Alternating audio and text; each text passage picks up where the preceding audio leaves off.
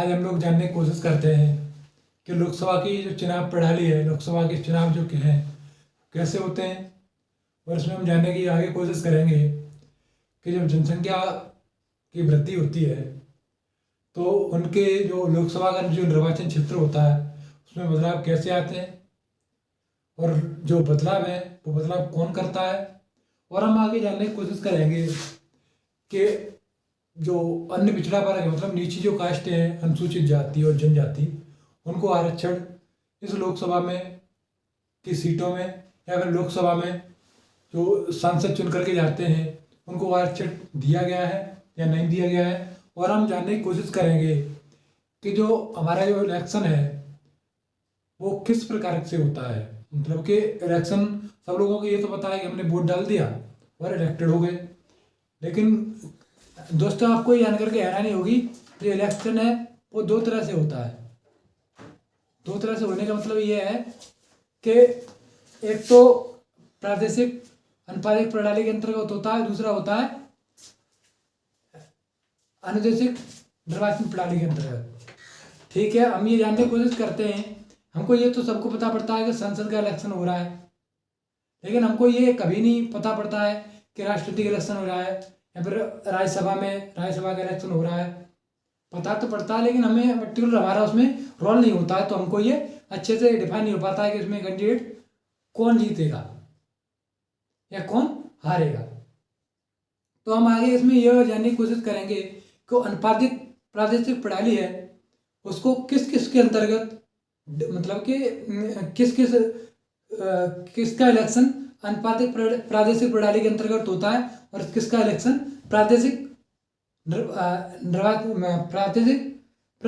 प्रतिनिधित्व प्रणाली के अंतर्गत होता है। तो दोस्तों हम समय की न बर्बादी करते हुए अपनी वीडियो को स्टार्ट करने की कोशिश करते हैं। तो हम दोस्तों जानने की कोशिश करते हैं, सबसे पहले हमारा एक महत्वपूर्ण अंग होता है, वो होता है कि निर्वाचन क्षेत्र।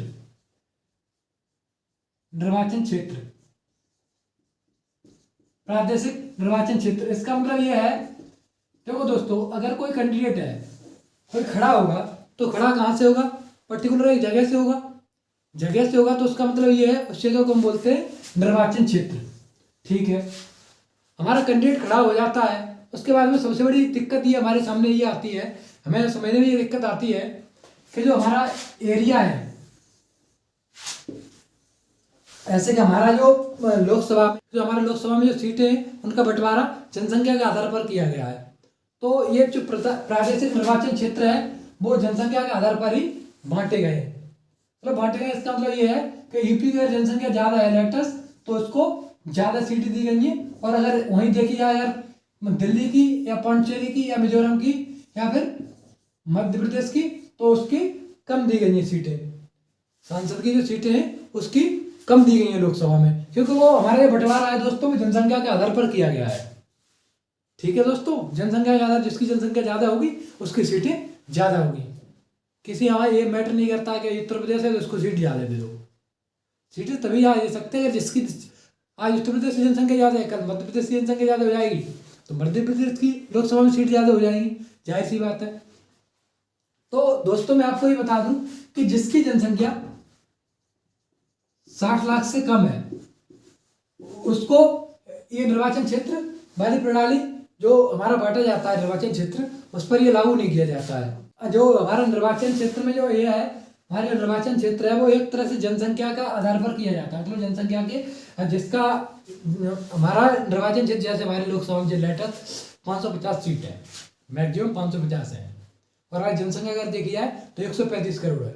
तो इन 550 सीटों को हम ऐसे बांटेंगे कि किसी भी सीट में जो उनका जनसंख्या है वो ज़्यादा ना हो जाए, ना किसी सीट में कम हो जाए। हमको सभी को एक सीट है उसको उतनी ही जनसंख्या, उतनी मतलब कैंडिडेट वोट करें जितने एंदर बची हुई 549 सीटों पर कर रहे हैं। ठीक है, उसके बाद में दोस्तों जब हमारी एक तरह से हमने कर लिया, जब हमें फिर धीरे धीरे हमारे पता चलेगा, हमारे चाहिए हमने ये कर दिया, आगे चल करके हमारा एक तरह से जनसंख्या बढ़ गई, जनसंख्या में वृद्धि हुई, फिर क्या होगा, तो फिर दोस्तों उसके लिए पर्टिकुलर एक आयोग का गठन किया गया था। जब जनसंख्या बढ़ेगी तो उसकी जो निर्वाचन क्षेत्र है उसको चेंज करना पड़ेगा, क्योंकि किसी जरूरी थोड़ी है कि यूपी है या फिर एक कह सकते हैं पर्टिकुलर कोई निर्वाचन क्षेत्र है उसकी जनसंख्या जितनी सेम रेट से बढ़ रही है उसी रेट से इंदौर निर्वाचन क्षेत्र की भी जनसंख्या बढ़ रही हो सकता है किसी ज़्यादा बढ़ रही है और किसी कम बढ़ रही है। तो उसके आधार पर अगर हम देखें तो किसी का अगर हम चेंज नहीं करेंगे तो किसी का जो लोकसभा का कैंडिडेट है उसको कोई डाल रहा है 1 लाख वोट और दूसरा निर्वाचन क्षेत्र है उसमें डालेंगे 50,000 वोट, ये तो बहुत सरासर अन्याय हुआ। तो इसके लिए दोस्तों क्या हुआ कि परिसीमन आयोग अधिनियम का गठन किया गया दोस्तों। परिसीमन आयोग अधिनियम का गठन किया गया। इसके अंतर्गत ये इसका मतलब ये था इसका काम ये था अधिनियम आयोग का कि एक तरह से ये निर्वाचन क्षेत्र को दोबारा से चेंज करेगा। निर्वाचन क्षेत्र को चेंज करने का मतलब ये है कि इसको बार बार जनसंख्या की जैसे जनगणना होगी उसके आधार पर निर्वाचन क्षेत्र को चेंज किया जाएगा। तो जनगणना के आधार पर इन्होंने चेंज किया भी। कब कब चेंज किया तो 1952 में चेंज करते हैं ये, फिर 62 में करते हैं, फिर 72 में करते हैं, फिर 2002 में करते हैं। ये किसके आधार पर दोस्तों किया? जनगणना के आधार पर। जनगणना के आधार पर किया तो एक तरह से 42वें संशोधन में दोस्तों 42वें संशोधन के अंतर्गत उन्होंने क्या किया,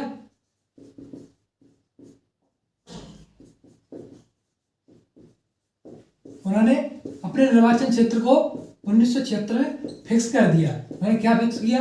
उन्होंने बोला कि हमने 42वां संशोधन कर दिया। 1976 में जो 42वां संशोधन किया था उसके अंदर उन्होंने बोल दिया कि जो हमारा जो सीटों का आवंटन है वो 2000 तक फिक्स हो गया, मतलब कि 2000 तक इनमें कोई बदलाव नहीं हो सकता। ठीक है, 2000 तक ये 1976 में 42वां संशोधन के अंतर्गत उनकी जो जनगणना थी 1971 की जनगणना के आधार पर ये फिक्स कर दिया गया 2000 तक हमें निर्वाचन क्षेत्र को चेंज नहीं करना है। किसने किया? परिसीमन आयोग अधिनियम के अंतर्गत। परिसीमन एक तरह से कहते हैं परिसीमन आयोग एक कमेटी है, कमेटी ने इसको निर्वाचन क्षेत्र को वही फिक्स कर दिया। ठीक है, 84वें संशोधन फिर होता है। 84वें संशोधन हुआ तो उसमें उसने क्या किया कि 2001 में उसने 2026 तक के लिए फिक्स कर दिया कि अब 2026 तक हमें कोई जरूरत नहीं पड़ेगी कि हमें निर्वाचन क्षेत्र को चेंज करना पड़े। लेकिन इसने एक और अधिकार दिया दोस्तों। ये हमें किया था, कब किया था? ये किसकी जनगणना के आधार पर? 1991 की जनगणना के आधार पर। उसने एक और बात कही थी, इसने संसद को एक पावर दे दी कि अगर संसद चाहे तो इसको चेंज कर सकता है। तो संसद ने फिर क्या किया? संसद ने यह किया दोस्तों कि 87वें संशोधन के अंतर्गत 87वें संशोधन के अंतर्गत इसको 2003 में इसको चेंज कर दिया। चेंज किसके आधार पर किया? 2001 में नई गणना जब हुई, जनगणना हुई, तो उसको लगा कि नहीं यार किसी पर्टिकुलर निर्वाचन क्षेत्र का उसमें लोग ज़्यादा वोट करेंगे और किसी में कम वोट करेंगे तो उसके जनता को है समान अधिकार नहीं मिल पाएगा। इस वजह से उन्होंने 87वें संशोधन के अंतर्गत 2003 में 2001 की जनगणना के आधार पर उसको फिर परिसीमन आयोग ने निर्वाचन क्षेत्र को चेंज कर दिया। दोस्तों इसमें जानने की कोशिश करते हैं कि जो अनुसूचित जाति हैं, जनजाति हैं, उनको जो निर्वाचन क्षेत्र है या लोकसभा है उनमें उनको मतलब एक शर्त कह सकते हैं आरक्षण दिया गया है या नहीं दिया गया है। तो दोस्तों संविधान ने किसी धर्म को, पर्टिकुलर धर्म को उसमें नहीं किया गया, मतलब ये इस धर्म का है तो इसको ज़्यादा प्रेफरेंस दी जाए ऊपर, ये इस धर्म का है तो इसको कम प्रेफरेंस दिया है। उसमें ये बिल्कुल त्याग किया गया कि किसी धर्म को पर्टिकुलर ना मान करके उन्हें जो संविधान में जो निर्वाचन क्षेत्र में जो निर्वाचन करने की प्रक्रिया है या फिर जो इलेक्टेड मेंबर है वो सभी को समान अधिकार मिले। हम आरक्षण की बात कर लेते हैं तो आरक्षण की हम दोस्तों उन्होंने आरक्षण नहीं, मतलब पैसे अगर देखा जाए तो आरक्षण नहीं दिया गया है, लेकिन उन्होंने इस आधार पर आरक्षण दिया गया जैसे कोई कैंडिडेट है, सपोज मान लेते हैं हम, जैसे कोई एससी कैंडिडेट है, इस हिसाब से एससी कैंडिडेट की संख्या है उस हिसाब से फिक्स कर दी कि एससी कैंडिडेट इतने खड़े हो सकते हैं। ठीक है, मैं लेटेस्ट 3 मान रहा हूँ लेकिन खड़े हो सकते हैं जैसे जनसंख्या एससी एसटी कैंडिडेट है उस हिसाब से जनसंख्या आधार पर दे दिया इतने एसटी कैंडिडेट खड़े हो सकते हैं, लेटेस्ट के एक्स कैंडिडेट खड़े हो सकते हैं। ठीक है, तो इसका खड़े होने का मतलब ये था, बिल्कुल भी नहीं कहा था कि जो अनारक्षित सीटें उन पर एससी कैंडिडेट खड़े नहीं हो सकते, ये तो इनके लिए फिक्स कर ही दी गई। उसके बाद में वो जो अनारक्षित सीटें उन पर भी खड़े होकर के अपना इलेक्ट होके संसद में पहुंच सकते हैं। तो उनको एक तरह से कह सकते हैं आरक्षण मिल गया एक तरह से, ये सीटें हैं उन पर इनको आरक्षण मिल गया। शुरू में ये आरक्षण 10 साल के लिए दोस्तों दिया गया था। 10 साल का मतलब ये 1960 तक, फिर धीरे धीरे हर 10 साल के लिए बढ़ता गया। फिर ये लास्ट में जाकर के लास्ट में 2009 में 95वें संशोधन के अंतर्गत ये फिक्स कर दिया कि 2020 तक इनको आरक्षण दिया जाना चाहिए। हम देखेंगे आगे वीडियो में आरक्षण के बारे में फिर बात की गई थी। आरक्षण मतलब 2020 के बाद फिर मिला या फिर वहीं पे उसको समाप्त कर दिया गया। तो दोस्तों हमने इसमें यही हमने जैसे निर्वाचन क्षेत्र में हमने देखा था कि जैसे हमारा जैसे जनगणना होती गई, प्रशिक्षण आयोग ने निर्वाचन क्षेत्र को बार बार बदलाव करते गए, ऐसे ही इन्होंने जनगणना के आधार पर 1996-91 में इनकी जो सीटें SC सीटें उनको चेंज किया।